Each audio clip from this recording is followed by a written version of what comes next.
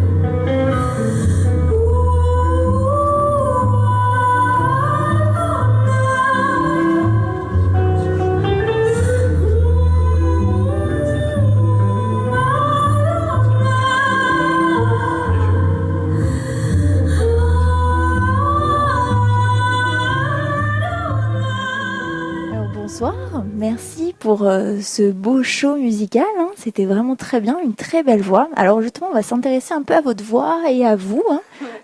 Donc d'abord, est-ce que vous pouvez vous présenter à tous les auditeurs de Radio Côte d'Azur? Ben voilà, je m'appelle Sonia de Meglio et je suis auteur-compositeur-interprète. Je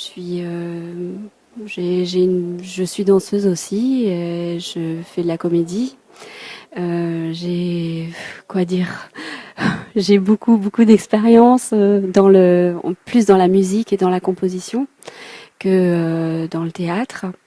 Mais ce soir, c'était un vrai plaisir d'être sur scène dans un théâtre et voilà, et c'était top quoi. Voilà, je me suis bien amusée. Mais alors justement, c'est intéressant ce que vous dites.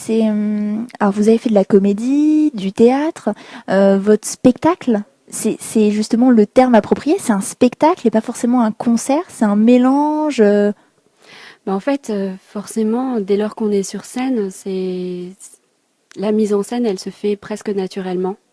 Donc ça se fait aussi au gré des spectateurs qui sont là et qui écoutent et qui nous renvoient en fait quelque chose nous renvoie une énergie en fait qui fait que nous on répond à ça et ça nous amène vraiment à quelque chose de très intuitif avec Jean-Michel Luciani qui est à la guitare qui m'accompagne et voilà donc bon, c'est vrai que on a pris le parti, on a fait le parti, on a pris le parti pris en fait d'être,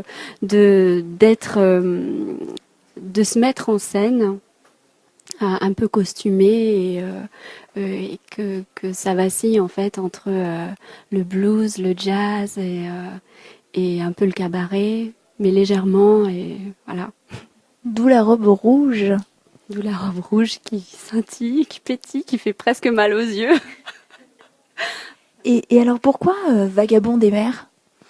Alors, Vagabond des mers, parce qu'en fait, Jean-Michel Luciani, qui est à la guitare, il est capitaine de bateau.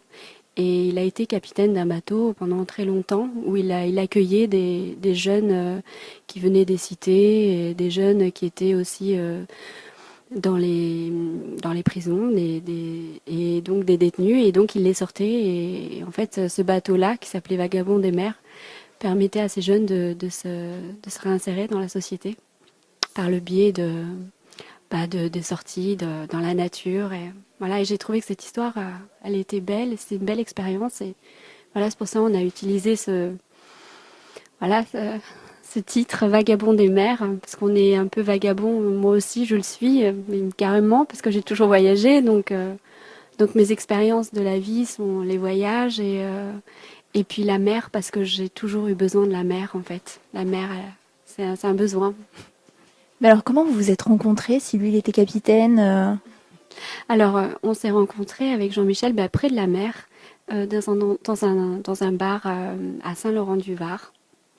Et en fait, il a fait un remplacement d'un musicien.